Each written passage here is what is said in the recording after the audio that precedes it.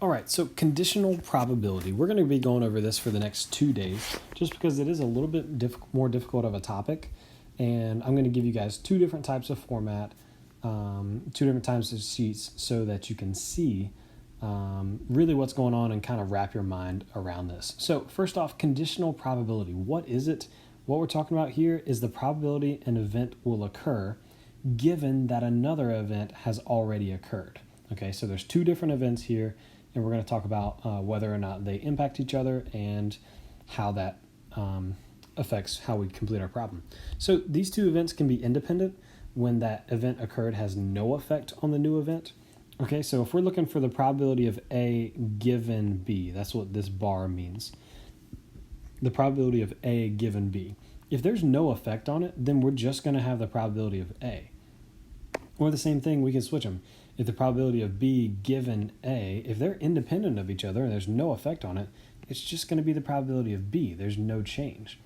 But we do have a change when we have something that is dependent. Okay, so the dependent would be when the event that occurs does affect the new event. So then we're going to find the intersection of the two and divide by whichever one is given.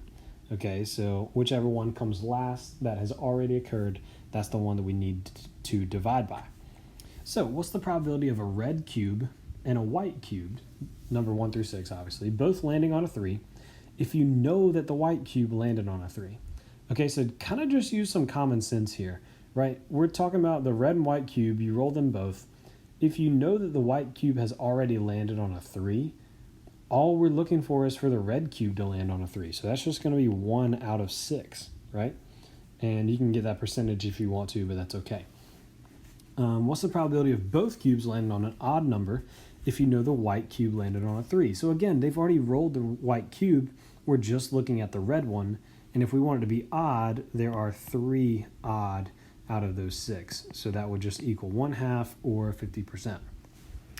So what's the probability of a penny, dime, and quarter all landing on tails if you know that the quarter and the penny has landed on tails? Okay, so now all we need is the dime, right? And tails will be 1/2. That's it. And then the probability of all 3 coins landing on tails if you know that the quarter has landed on tails. So now we need the dime and the penny to land on tails, right? So we do need to multiply those, and that will be 1/4. But that's just independent examples, and they're really, really simple. It almost seems like, I mean, why are you asking, right? It's just a normal probability. That's what I'm talking about up here, right? So it doesn't even matter. It's just the normal probability. There's no change. However, dependent is where it gets fun. Okay, so what I want you guys to understand is that this decreases the sample size. Okay, it decreases the possible total number of outcomes. So students responding to a poll were asked whether they're for, against, or had no opinion about increased funding for the football program. So there's girls and boys, whether they're for, against, or had no opinion. So you see that there's a total of 100 students asked, right? So what's the probability that a randomly selected student will be for the proposal given that the student was a girl? So we already know the student was a girl. How many girls do we have total? 45, right? So that's what we're going to put in the denominator. So out of those 45 girls, how many students would be for the proposal? There were 10. So we'll do 10 out of 45, and that just simplifies out to 2 ninths, right? Divide those both by 5. 2 ninths. Jeez. Anyways, so the probability that the randomly selected student would be a boy given that the student was for the proposal, okay? So how many students are for the proposal? Now we're just looking at the ones that are for, so that will be 50. So out of those 50, how many of them were boys? Well, there are 40, so that would be 4/5 or 80%, right? And then lastly, what's the probability that a randomly selected student would have no opinion given that the student was a boy?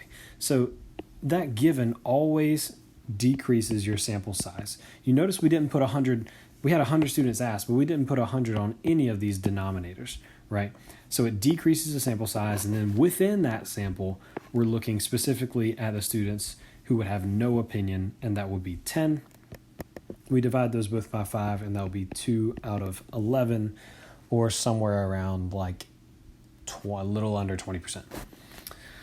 All right, so Venn diagram to the right shows 10th graders and the number of students who have a computer. So obviously there are 10th grade students who do have a computer. There are some students who aren't in 10th grade, nor do they have a computer, okay? So find the probability of A given B, right? So given that this is true, in other words, we do know that they have a computer, what's the probability of them being in 10th grader? So how many students have a computer? That would be 60. How many of them are in 10th grade? 15, which would be 1/4 or 25%.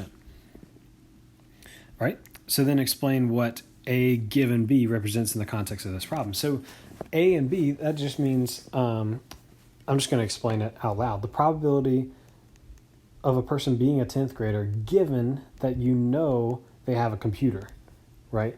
So that would just be how you explain that. The probability that they are a 10th grader given they have a computer.